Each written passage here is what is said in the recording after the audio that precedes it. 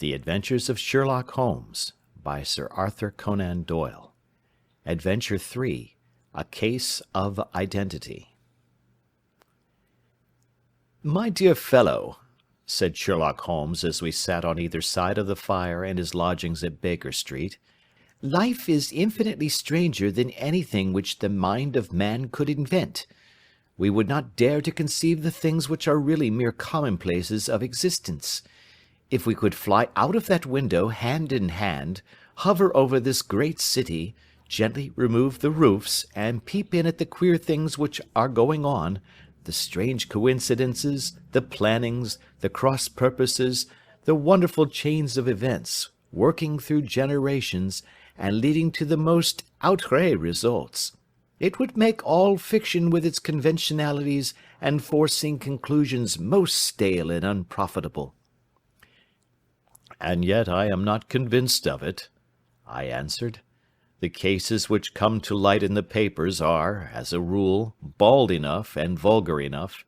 We have in our police reports realism pushed to its extreme limits, and yet the result is, it must be confessed, neither fascinating nor artistic." "A certain selection and discretion must be used in producing a realistic effect," remarked Holmes. "This is wanting in the police report, where more stress is laid, perhaps, upon the platitudes of the magistrate than upon the details, which to an observer contain the vital essence of the whole matter. Depend upon it, there is nothing so unnatural as the commonplace." I smiled and shook my head. "I can quite understand your thinking so," I said. "Of course, in your position of unofficial adviser and helper to everybody who is absolutely puzzled throughout 3 continents, you are brought in contact with all that is strange and bizarre. But here," I picked up the morning paper from the ground, "let us put it to a practical test. Here is the first heading upon which I come: A husband's cruelty to his wife.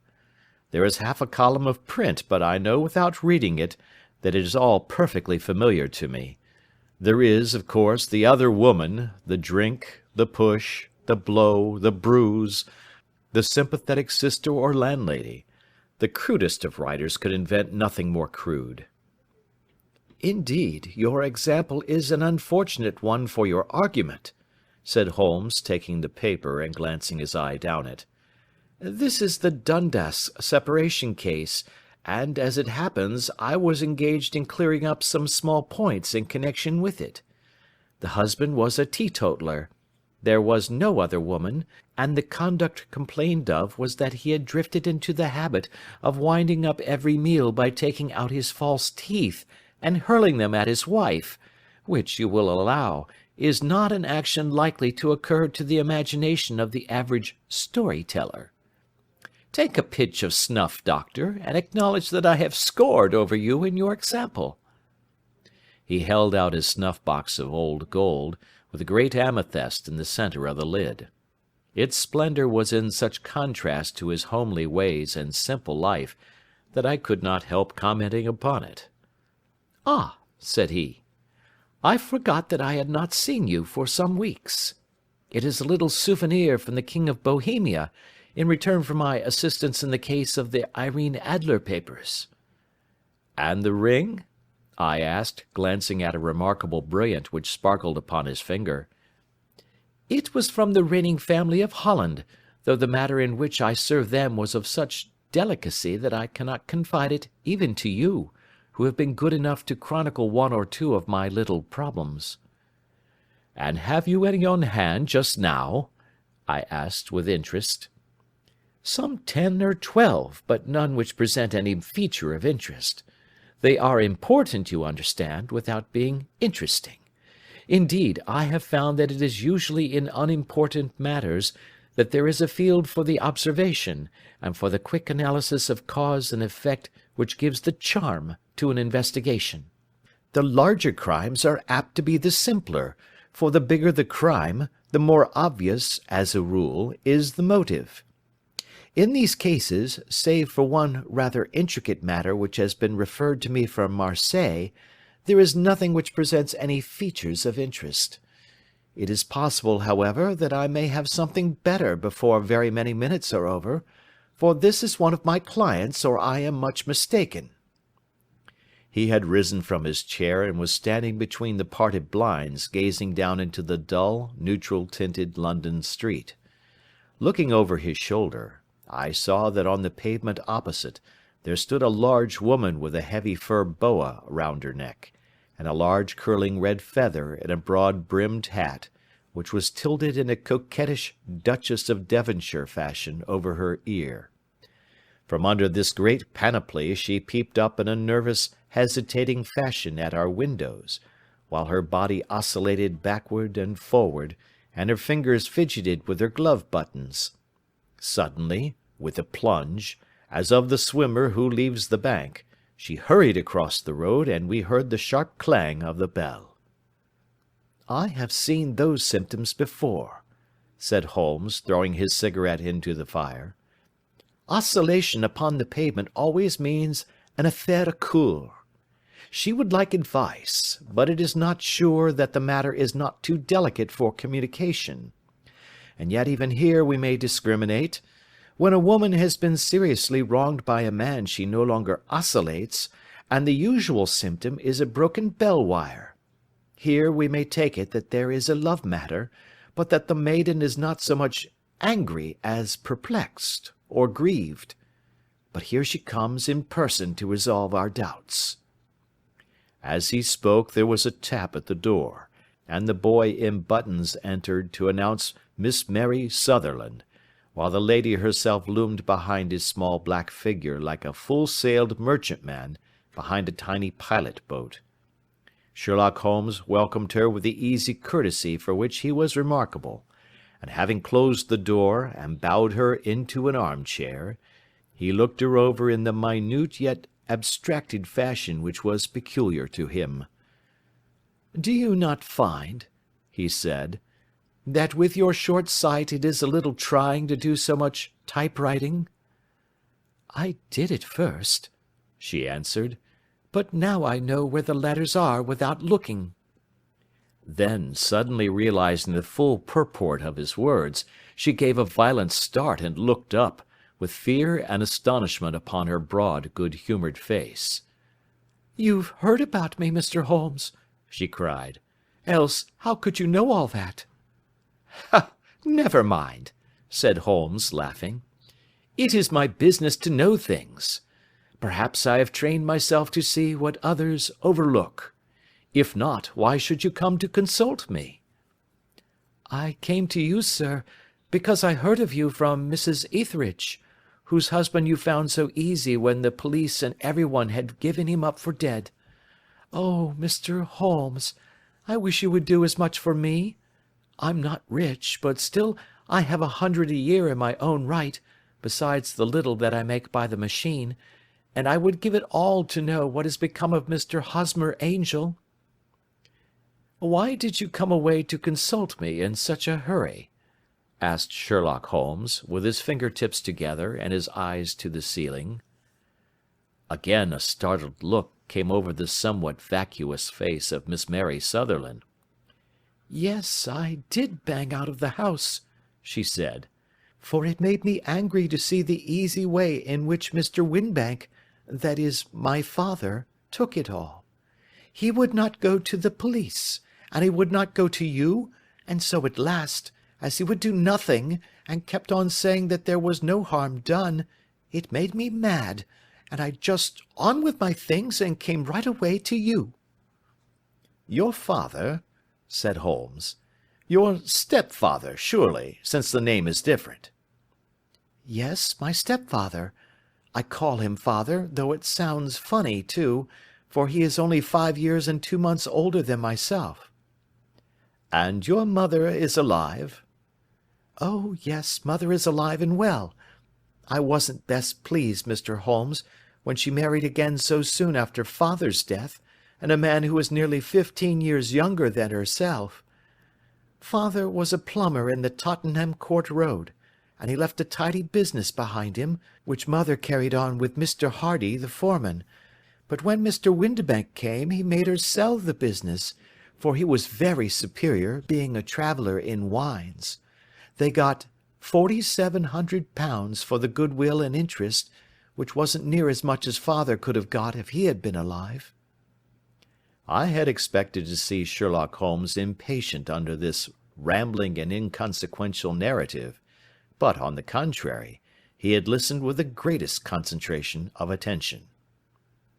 "Your own little income," he asked, "does it come out of the business?" "Oh, no, sir. It is quite separate and was left me by my Uncle Ned in Auckland. It is in New Zealand stock, paying 4.5%. £2,500 was the amount, but I can only touch the interest." "You interest me extremely," said Holmes, "and since you draw so large a sum as 100 a year, with what you earn into the bargain, you no doubt travel a little and indulge yourself in every way. I believe that a single lady can get on very nicely upon an income of about £60. "I could do with much less than that, Mr. Holmes, but you understand that as long as I live at home I don't wish to be a burden to them, and so they have the use of the money just while I am staying with them. Of course, that is only just for the time. Mr. Windibank draws my interest every quarter and pays it over to mother, and I find that I can do pretty well with what I earn at typewriting. It brings me twopence a sheet, and I can often do from 15 to 20 sheets in a day." "You have made your position very clear to me," said Holmes. "This is my friend, Dr. Watson, before whom you can speak as freely as before myself. Kindly tell us now all about your connection with Mr. Hosmer Angel." A flush stole over Miss Sutherland's face, and she picked nervously at the fringe of her jacket. "I met him first at the gasfitters' ball," she said. "They used to send father tickets when he was alive, and then afterwards they remembered us, and sent them to mother. Mr. Windibank did not wish us to go. He never did wish us to go anywhere. He would get quite mad if I wanted so much as to join a Sunday school treat. But this time I was set on going, and I would go, for what right had he to prevent?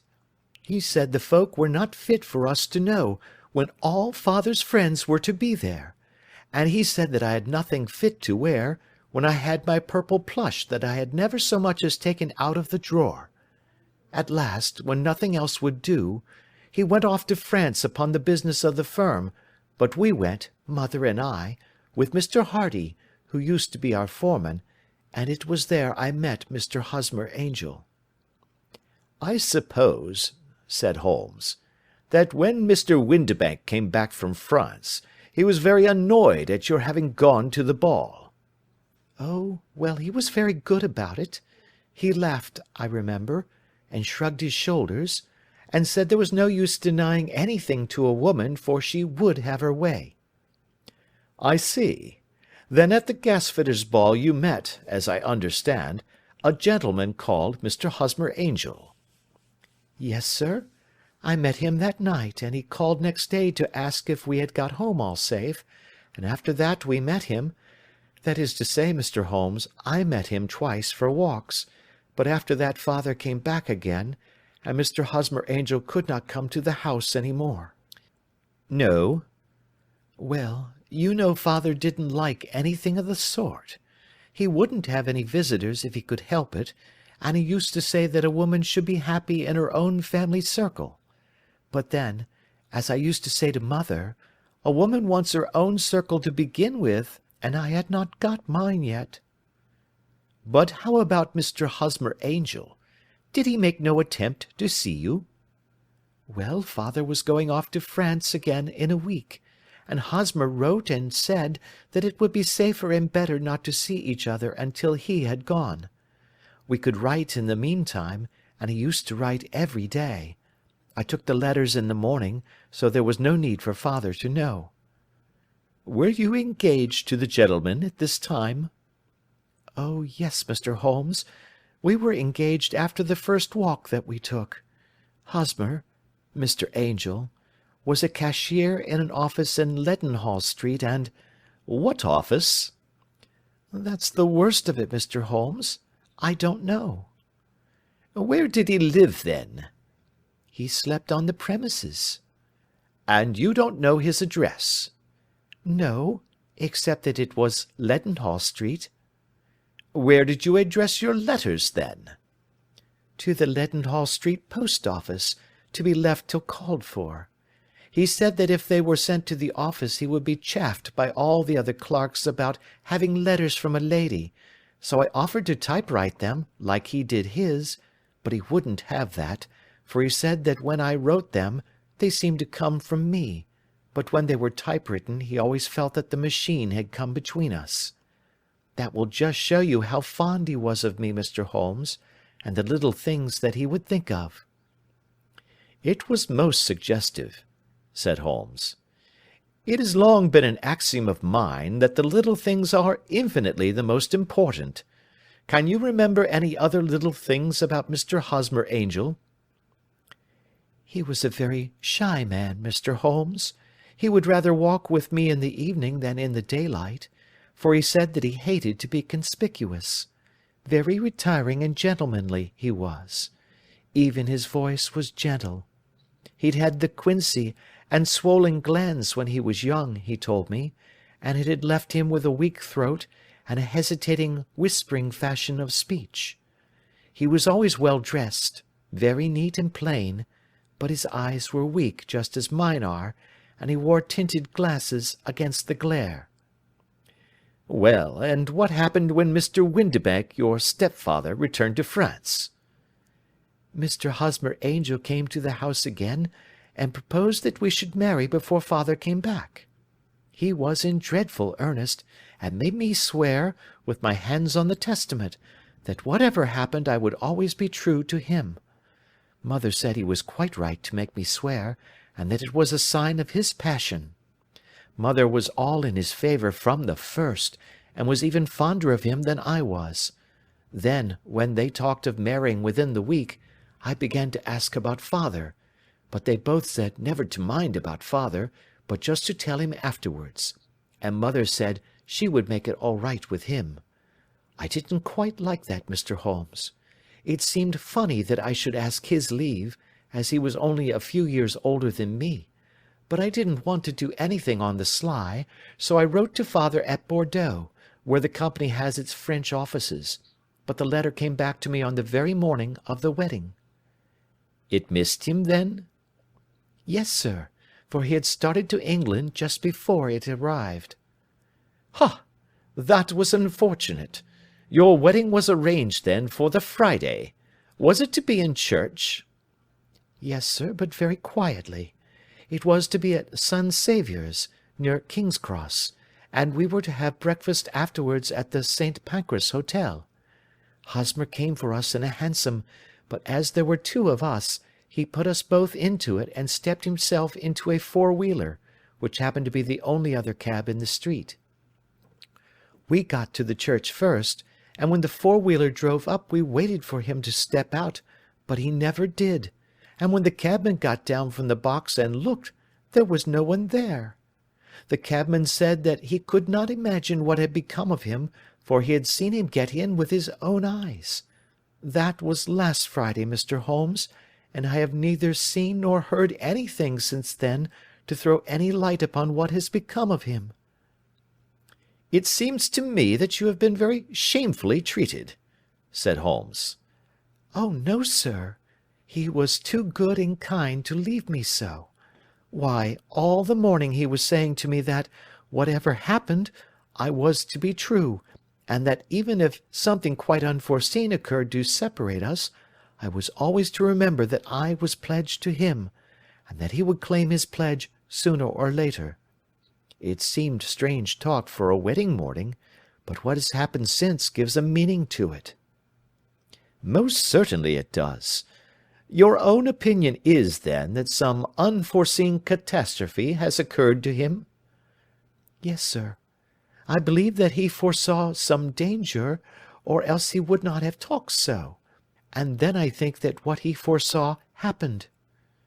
"But you have no notion as to what it could have been?" "None." "One more question. How did your mother take the matter?" She was angry, and said that I was never to speak of the matter again. And your father? Did you tell him? Yes, and he seemed to think, with me, that something had happened, and that I should hear of Hosmer again. As he said, what interest could anyone have in bringing me to the doors of the church, and then leaving me? Now, if he had borrowed my money, or if he had married me and got my money settled on him, there might be some reason, but Hosmer was very independent about money, and never would look at a shilling of mine. And yet, what could have happened? And why could he not write? Oh, it drives me half mad to think of it, and I can't sleep a wink at night." She pulled a little handkerchief out of her muff, and began to sob heavily into it.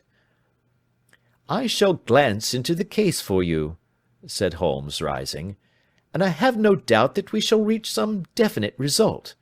Let the weight of the matter rest upon me now, and do not let your mind dwell upon it further. Above all, try to let Mr. Hosmer Angel vanish from your memory, as he has done from your life." "Then you don't think I'll see him again?" "I fear not." "Then what has happened to him?" "You will leave that question in my hands. I should like an accurate description of him, and any letters of his which you can spare." "I advertised for him in last Saturday's Chronicle," said she. "Here is the slip, and here are 4 letters from him." "Thank you. And your address?" "Number 31 Lion Place, Camberwell." "Mr. Angel's address you never had, I understand. Where is your father's place of business?"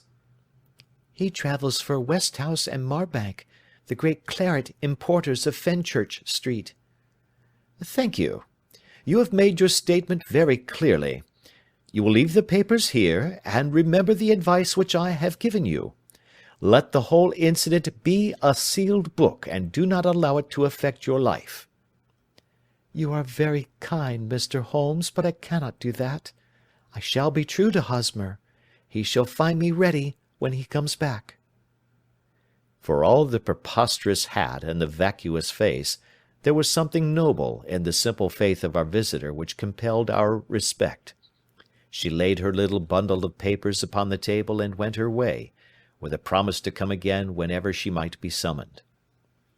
Sherlock Holmes sat silent for a few minutes with his finger-tips still pressed together, his legs stretched out in front of him, and his gaze directed upward to the ceiling. Then he took down from the rack the old and oily clay pipe which was to him as a counsellor, and, having lit it, he leaned back in his chair, with the thick blue cloud-wreaths spinning up from him, and a look of infinite languor in his face. "Quite an interesting study, that maiden," he observed. "I found her more interesting than her little problem, which, by the way, is rather a trite one. You will find parallel cases, if you consult my index, in Andover in '77, and there was something of the sort at The Hague last year. Old as is the idea, however, there were 1 or 2 details which were new to me, but the maiden herself was most instructive." "You appeared to read a good deal upon her which was quite invisible to me," I remarked. "Not invisible, but unnoticed, Watson. You did not know where to look, and so you missed all that was important. I can never bring you to realize the importance of sleeves, the suggestiveness of thumbnails, or the great issues that may hang from a bootlace. Now, what did you gather from that woman's appearance? Describe it." "Well, she had a slate-coloured, broad-brimmed straw hat, with a feather of a brickish red. Her jacket was black, with black beads sewn upon it, and a fringe of little black jet ornaments. Her dress was brown, rather darker than coffee colour, with a little purple plush at the neck and sleeves. Her gloves were greyish and were worn through at the right forefinger. Her boots I didn't observe. She had small round hanging gold earrings, and a general air of being fairly well-to-do in a vulgar, comfortable, easy-going way."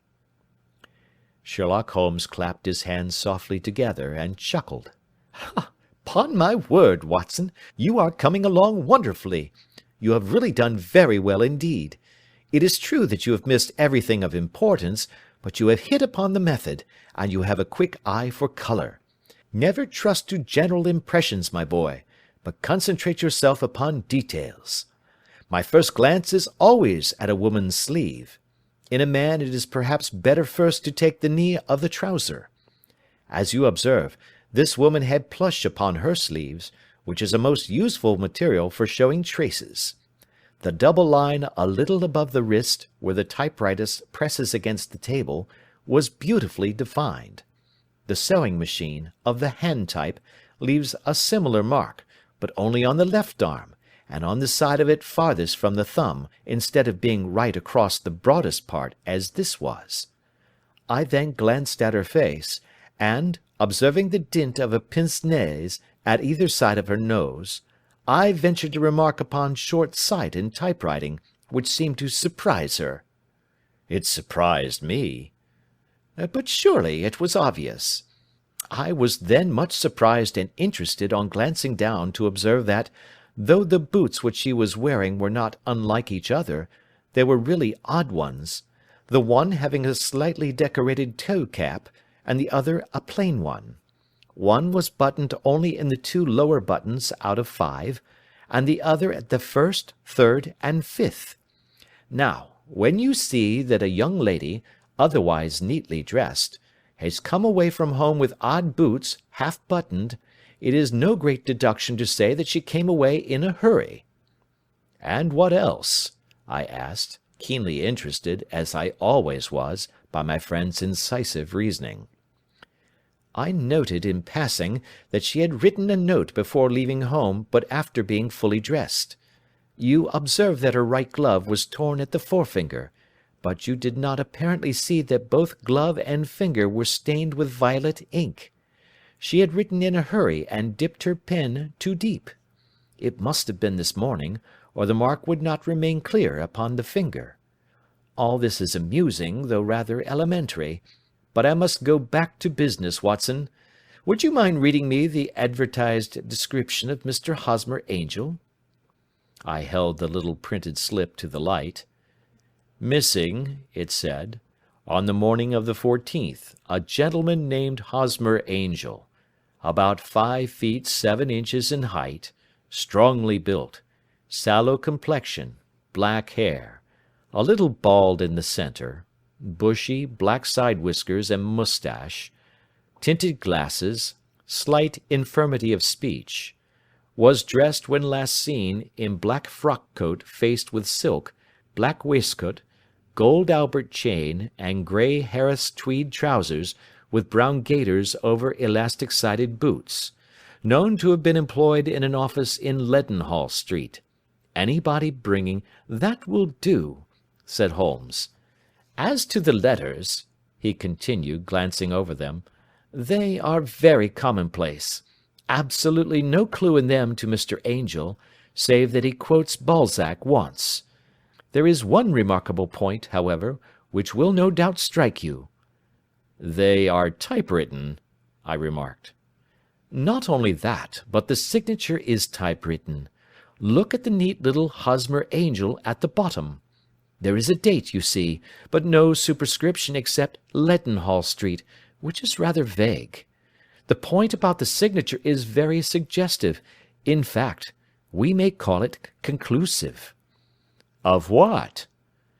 "My dear fellow, is it possible you do not see how strongly it bears upon the case?" "I cannot say that I do, unless it were that he wished to be able to deny his signature if an action for breach of promise were instituted." "No, that was not the point. However, I shall write 2 letters, which should settle the matter. One is to a firm in the city, the other is to the young lady's stepfather, Mr. Windibank, asking him whether he could meet us here at 6 o'clock to-morrow evening. It is just as well that we should do business with the male relatives. And now, doctor, we can do nothing until the answers to those letters come, so we may put our little problem upon the shelf for the interim." I had had so many reasons to believe in my friend's subtle powers of reasoning and extraordinary energy in action, that I felt that he must have some solid grounds for the assured and easy demeanour with which he treated the singular mystery which he had been called upon to fathom. Once only had I known him to fail, in the case of the King of Bohemia and the Irene Adler photograph, but when I looked back to the weird business of the sign of 4, and the extraordinary circumstances connected with the study in scarlet, I felt that it would be a strange tangle indeed which he could not unravel. I left him then, still puffing at his black clay pipe, with the conviction that when I came again on the next evening, I would find that he held in his hands all the clues which would lead up to the identity of the disappearing bridegroom of Miss Mary Sutherland. A professional case of great gravity was engaging my own attention at the time, and the whole of next day I was busy at the bedside of the sufferer. It was not until close upon 6 o'clock that I found myself free, and was able to spring into a hansom and drive to Baker Street, half afraid that I might be too late to assist at the dénouement of the little mystery. I found Sherlock Holmes alone, however, half asleep, with his long, thin form curled up in the recesses of his armchair. A formidable array of bottles and test tubes, with the pungent, cleanly smell of hydrochloric acid, told me that he had spent his day in the chemical work which was so dear to him. "Well, have you solved it?" I asked as I entered. "Yes, it was the bisulfate of baryta." "No, no, the mystery!" I cried. "Oh, that! I thought of the salt that I had been working upon. There was never any mystery in the matter, though, as I said yesterday, some of the details are of interest. The only drawback is that there is no law, I fear, that can touch the scoundrel." "Who was he, then, and what was his object in deserting Miss Sutherland?"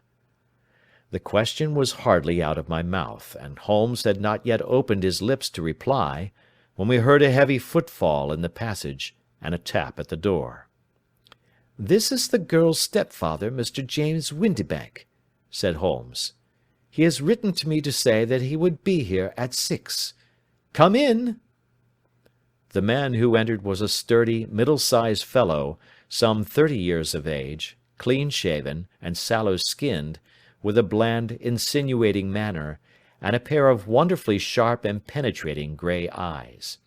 He shot a questioning glance at each of us, placed his shiny top-hat upon the sideboard, and with a slight bow sidled down into the nearest chair. "Good evening, Mr. James Windibank," said Holmes. "I think that this typewritten letter is from you, in which you have made an appointment with me for 6 o'clock?" "Yes, sir. I am afraid that I am a little late, but I am not quite my own master, you know. I am sorry that Miss Sutherland has troubled you about this little matter, for I think it is far better not to wash linen of the sort in public. It was quite against my wishes that she came, but she is a very excitable, impulsive girl, as you may have noticed, and she is not easily controlled when she has made up her mind on a point. Of course, I did not mind you so much, as you are not connected with the official police, but it is not pleasant to have a family misfortune like this noised abroad. Besides, it is a useless expense, for how could you possibly find this Hosmer Angel?" "On the contrary," said Holmes quietly, "I have every reason to believe that I will succeed in discovering Mr. Hosmer Angel." Mr. Windibank gave a violent start and dropped his gloves. "I am delighted to hear it," he said. "It is a curious thing," remarked Holmes, "that a typewriter has really quite as much individuality as a man's handwriting. Unless they are quite new, no two of them write exactly alike. Some letters get more worn than others, and some wear only on one side. Now, you remark in this note of yours, Mr. Windibank, that in every case there is some little slurring over of the E, and a slight defect in the tail of the R. There are 14 other characteristics, but those are the more obvious." "We do all our correspondence with this machine at the office, and no doubt it is a little worn," our visitor answered, glancing keenly at Holmes with his bright little eyes. And now I will show you what is really a very interesting study, Mr. Windibank," Holmes continued. "I think of writing another little monograph some of these days on the typewriter and its relation to crime. It is a subject to which I have devoted some little attention. I have here 4 letters which purport to come from the missing man. They are all typewritten. In each case, not only are the E's slurred and the R's tailless, but you will observe, if you care to use my magnifying lens, that the 14 other characteristics to which I have alluded are there as well." Mr. Windibank sprang out of his chair and picked up his hat. "I cannot waste time over this sort of fantastic talk, Mr. Holmes," he said. "If you can catch the man, catch him, and let me know when you have done it." "Certainly," said Holmes, stepping over and turning the key in the door. "I let you know then that I have caught him." "What? Where?" shouted Mr. Windibank, turning white to his lips and glancing about him like a rat in a trap. "Oh, it won't do. Really it won't," said Holmes suavely. "There is no possible getting out of it, Mr. Windibank. It is quite too transparent, and it was a very bad compliment when you said that it was impossible for me to solve so simple a question. That's right. Sit down and let us talk it over." Our visitor collapsed into a chair, with a ghastly face and a glitter of moisture on his brow. It's not actionable," he stammered. "I am very much afraid that it is not. But between ourselves, Windibank, it was as cruel and selfish and heartless a trick in a petty way as ever came before me. Now, let me just run over the course of events, and you will contradict me if I go wrong." The man sat huddled up in his chair, with his head sunk upon his breast, like one who is utterly crushed. Holmes stuck his feet up on the corner of the mantelpiece, and leaning back with his hands in his pockets, began talking, rather to himself, as it seemed, than to us. "The man married a woman very much older than himself for her money," said he, "and he enjoyed the use of the money of the daughter as long as she lived with them. It was a considerable sum, for people in their position, and the loss of it would have made a serious difference. It was worth an effort to preserve it. The daughter was of a good, amiable disposition, but affectionate and warm-hearted in her ways, so that it was evident that with her fair personal advantages, and her little income, she would not be allowed to remain single long. Now her marriage would mean, of course, the loss of 100 a year, so what does her stepfather do to prevent it? He takes the obvious course of keeping her at home, and forbidding her to seek the company of people of her own age. But soon he found that that would not answer for ever. She became restive, insisted upon her rights, and finally announced her positive intention of going to a certain ball. What does her clever stepfather do then? He conceives an idea more creditable to his head than to his heart. With the connivance and assistance of his wife, he disguised himself, covered those keen eyes with tinted glasses, masked the face with a moustache and a pair of bushy whiskers, sunk that clear voice into an insinuating whisper, and doubly secure on account of the girl's short sight, he appears as Mr. Hosmer Angel, and keeps off other lovers by making love himself." "It was only a joke at first," groaned our visitor. "We never thought that she would have been so carried away." "Very likely not. However that may be, the young lady was very decidedly carried away, and having quite made up her mind that her stepfather was in France, the suspicion of treachery never for an instant entered her mind. She was flattered by the gentleman's attentions, and the effect was increased by the loudly expressed admiration of her mother. Then Mr. Angel began to call, for it was obvious that the matter should be pushed as far as it would go if a real effect were to be produced. There were meetings, and an engagement, which would finally secure the girl's affections from turning towards any one else. But the deception could not be kept up for ever. These pretended journeys to France were rather cumbrous. The thing to do was clearly to bring the business to an end in such a dramatic manner that it would leave a permanent impression upon the young lady's mind, and prevent her from looking upon any other suitor for some time to come. Hence those vows of fidelity exacted upon a testament, and hence also the allusions to a possibility of something happening on the very morning of the wedding. James Windibank wished Miss Sutherland to be so bound to Hosmer Angel, and so uncertain as to his fate, that for 10 years to come, at any rate, she would not listen to another man. As far as the church door he brought her, and then, as he could go no farther, he conveniently vanished away by the old trick of stepping in at one door of a four-wheeler, and out at the other.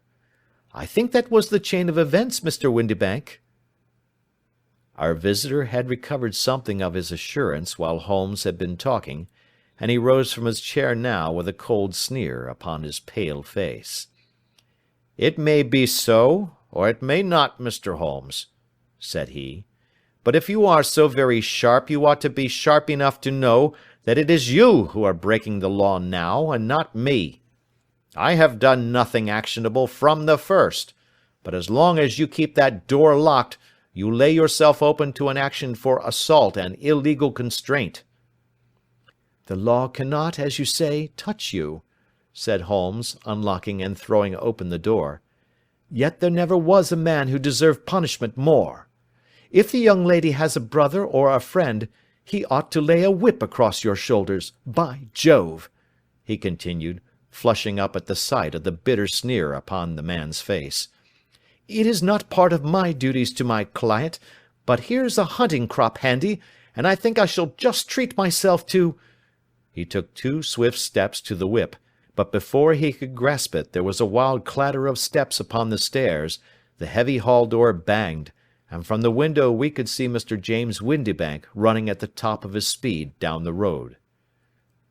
"There's a cold-blooded scoundrel," said Holmes, laughing, as he threw himself down into his chair once more.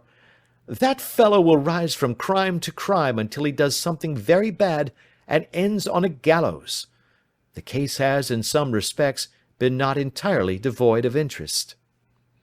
"I cannot now entirely see all the steps of your reasoning," I remarked. "Well, of course it was obvious from the first that this Mr. Hosmer Angel must have some strong object for his curious conduct, and it was equally clear that the only man who really profited by the incident, as far as we could see, was the stepfather. Then the fact that the 2 men were never together, but that the one always appeared when the other was away, was suggestive. So were the tinted spectacles and the curious voice, which both hinted at a disguise, as did the bushy whiskers. My suspicions were all confirmed by his peculiar action in typewriting his signature, which, of course, inferred that his handwriting was so familiar to her that she would recognize even the smallest sample of it. You see, all these isolated facts, together with many minor ones, all pointed in the same direction." "And how did you verify them?" "Having once spotted my man, it was easy to get corroboration. I knew the firm for which this man worked. Having taken the printed description, I eliminated everything from it which could be the result of a disguise, the whiskers, the glasses, the voice, and I sent it to the firm, with a request that they would inform me whether it answered to the description of any of their travellers. I had already noticed the peculiarities of the typewriter, and I wrote to the man himself at his business address, asking him if he would come here. As I expected, his reply was typewritten, and revealed the same trivial but characteristic defects. The same post brought me a letter from Westhouse and Marbank, of Fenchurch Street, to say that the description tallied in every respect with that of their employee, James Windibank. Voilà tout." "And Miss Sutherland?" "If I tell her, she will not believe me. You may remember the old Persian saying, 'There is danger for him who taketh the tiger cub, and danger also for whoso snatches a delusion from a woman.' There is as much sense in Hafiz as in Horace, and as much knowledge of the world." End of Adventure 3.